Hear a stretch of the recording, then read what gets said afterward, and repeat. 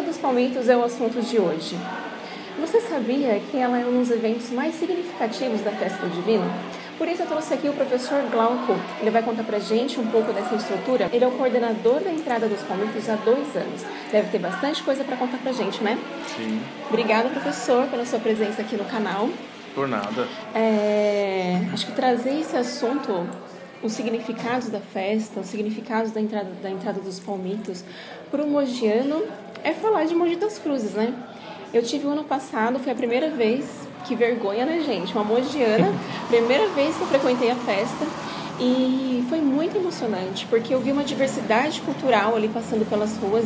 Ela literalmente para as nossas avenidas, mas ela consegue trazer um pouquinho de tudo que o mogiano tem. Eu lembro que teve a chuva, apesar de trazer um pouco de preocupação, né? Porque foi a típica chuva, mas assim, ela deu um encanto. É como se ela viesse para abençoar ali aquela festa. Fala um pouquinho para nós como que é essa organização da Entrada dos Palmitos. Certo. Então, a Entrada dos Palmitos, ela é uma parte da festa divina, que é a parte cultural da festa. Eu gosto muito de separar 2 âmbitos da festa. Um âmbito religioso, que eu acho que é muito marcante, que é as alvoradas, certo, que é as procissões da madrugada, comecinho da manhã, alvorecer da manhã. E as pessoas saem para rezar em torno de 2, 3 mil pessoas, chegando até no último fim de semana da festa a 5 mil pessoas. Então é muita gente. Pensar que sai com esse dever de basicamente buscar a sua fé, os seus milagres e conseguir realizar isso. E a outra parte, a parte cultural, a Entrada dos Palmitos, que basicamente nós não temos uma data de início dela. Nós achamos que ela possivelmente começou ali no século XIX e ela veio transcorrendo até os dias de hoje. Passou por muito preconceito. Exemplo, uma curiosidade, durante a gestão do prefeito Deodato Wertheimer, ele proíbe os carros de boi a participar, porque na época havia um campeonato de ranger, porque as rodas pegaram o eixo, ela vai fazendo um ranger. Então ela não teve início junto com a Festa do Divino, ela migrou depois e passou a fazer parte? Passou a fazer parte, ela é um fruto, tudo indica, porque o uso do carro de boi, a gente vai observar isso em outras festas divinas, acontece. Mas a Entrada dos Palmitos, qual que é a simbologia dela? Qual que é o principal intuito?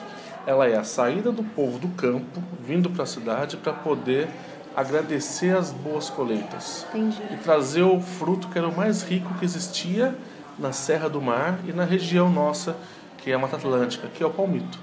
Entendi. Então é um fruto que é uma árvore que demora para se crescer, e o palmito para ser basicamente colhido demora acho que em torno de 15 a 20 anos. Então é algo muito rico.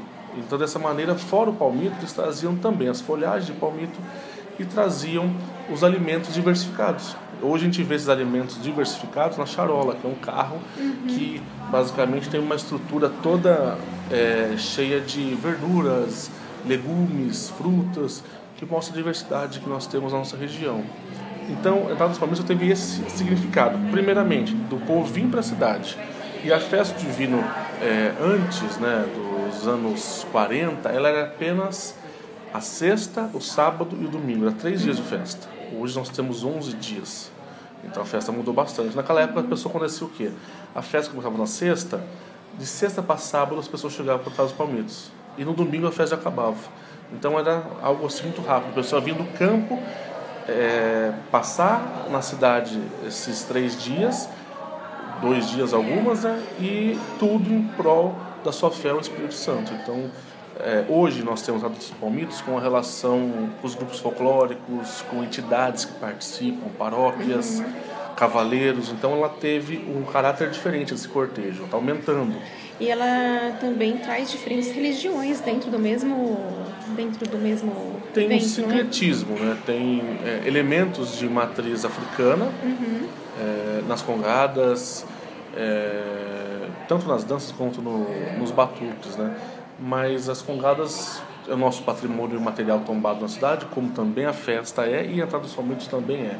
Dessa maneira, ela se completa, esse sincretismo é muito importante. O que são as congadas? São grupos que têm danças com elementos africanos, E dessa maneira eram danças que se praticavam nas senzalas e depois passou a se praticar com uma maneira de sincretismo para completar a religião de matriz africana, que seria o candomblé e também o catolicismo. Elas se fundiram.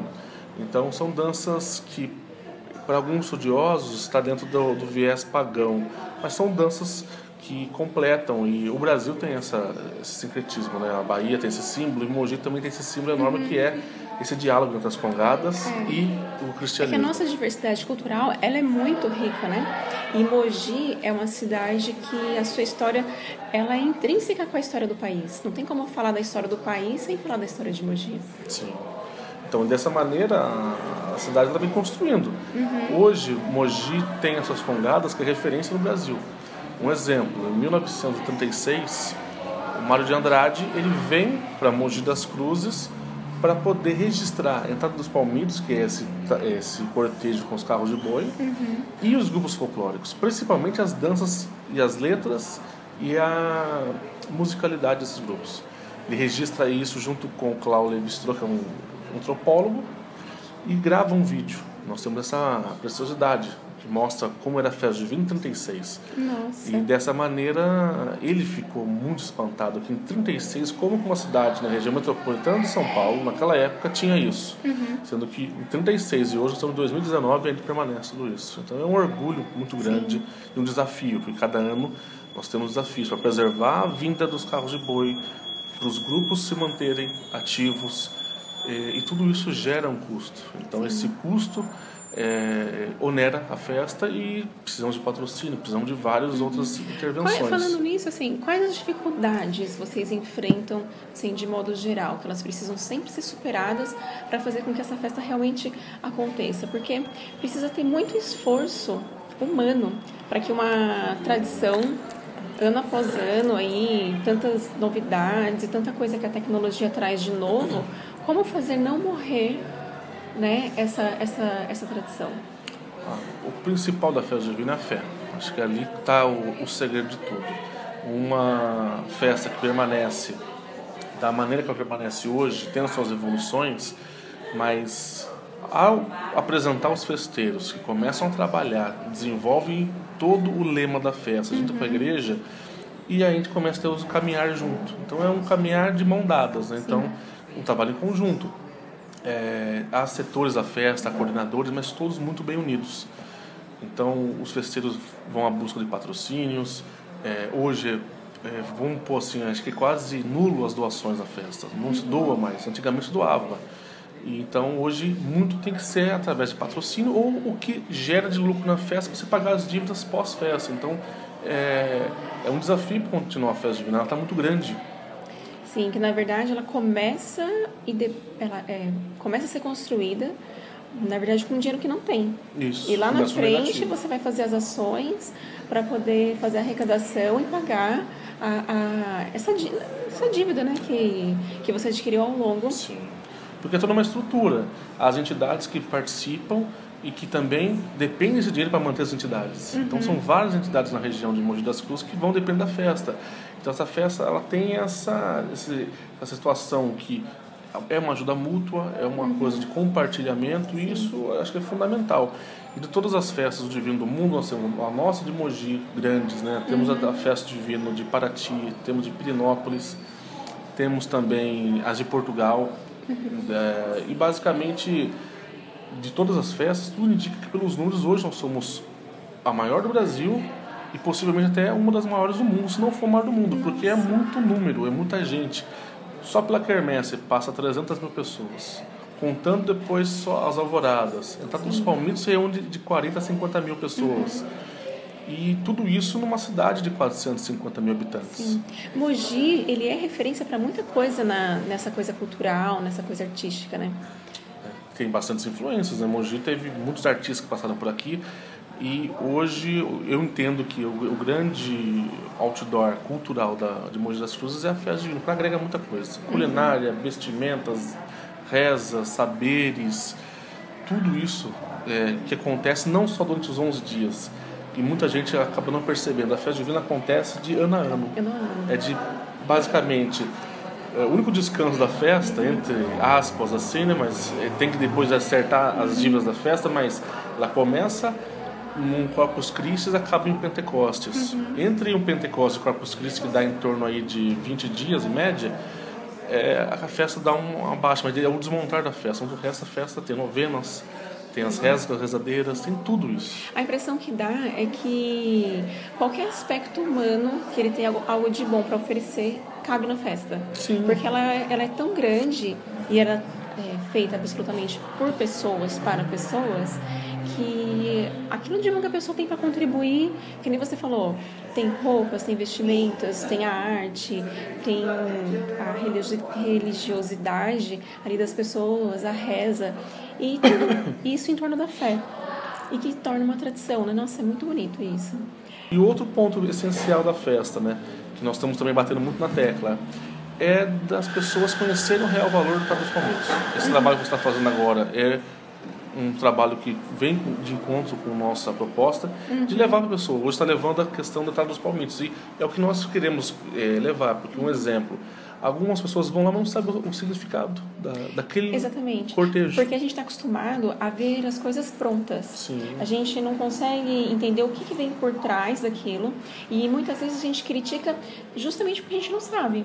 Porque no momento que você sabe tudo aquilo que a pessoa enfrentou de dificuldade e chegar ali, a festa está pronta, e aí todo ano você vê que sai organizado, você vê, independente da religião que você seja, é preciso haver um respeito pela produção que a mão das pessoas humanas estão fazendo. Sim, com certeza. E desse ponto, esse ano nós vamos incorporar alguns elementos, tanto gráficos, para as pessoas terem como guardar as lembranças, e também conhecer a festa, uma forma de uma educação do nosso patrimônio imaterial da cidade de Mogi, que tanto nos orgulha. Então é dessa maneira que a gente quer preservar, e agradece o convite a poder explicar um pouquinho hoje sobre... Nossa, é o canal que agradece, porque é a história das pessoas, é a história da cidade. Muitas vezes a gente confunde olhar para a religião e por não olhar para a religião, a gente está deixando de olhar para a história da nossa cidade, para a história da nossa família, para nossa história, como se o percurso que a gente passou não tivesse valido de nada e só o que vale é o agora. Sim, só o que vale é o agora, mas valorizando os passos que nós tivemos, né? E a Festa do Divino tem quase 300 anos, é isso? Sim, ela está hoje desde 1613, né? Então ela tem já aí séculos da religiosidade do mogiano para o Espírito Santo, né? Isso é registrado em ata na Câmara Municipal. Sim. Mas o caráter de festa ele veio se transformando no decorrer dos séculos. Então, uma festa que era pequenininha, uma festa paroquial, que começou pela paróquia de Santana, catedral hoje. E a festa começou ali, depois vai para o terreno do estacionamento, vai para o bombeiro, vai para o ginásio, e hoje está no CIP. Então, uma festa que tem esse volume. Ela cresceu muito nos últimos 50 anos, principalmente nos últimos 30. O principal, ela teve uma evolução muito rápida. E uma pergunta, ela cresceu, mas assim, vocês têm dificuldade em encontrar os voluntários ou eles surgem? Eu tenho muito voluntário. A Casa da Festa, que é a Associação Pro Divino, tem seus voluntários, e cada instituição que está com as suas barracas também tem seus voluntários à parte. É legal isso que você falou, os brasileiros hoje eles estão mais solícitos, né, a ajudar o próximo, porque a gente pega alguns exemplos chatos e dá a impressão que a vida tá horrível, né? E aí a gente tem um olhar para aquilo que acontece de bom, para aquelas coisas que a gente sabe fazer bem feito. A gente não sabe fazer só carnaval e Copa. A gente faz muita coisa boa e que, por não valorizar, a gente acaba achando que está em bastante coisa ruim. E, na verdade, na minha visão, tem sempre mais coisas boas do que ruins. Bom, professor, muito grata pela sua contribuição aqui para o canal. Eu espero que essas informações cheguem ao maior número de pessoas possíveis, porque é o reconhecimento da nossa história, como mogianos, como brasileiros e também como pessoas. Se você gostou desse vídeo, se inscreve no canal, deixa seu like e comenta aqui qualquer dúvida que você tiver e o assunto que você quer ver nos próximos vídeos. Obrigada, beijo e até o próximo vídeo.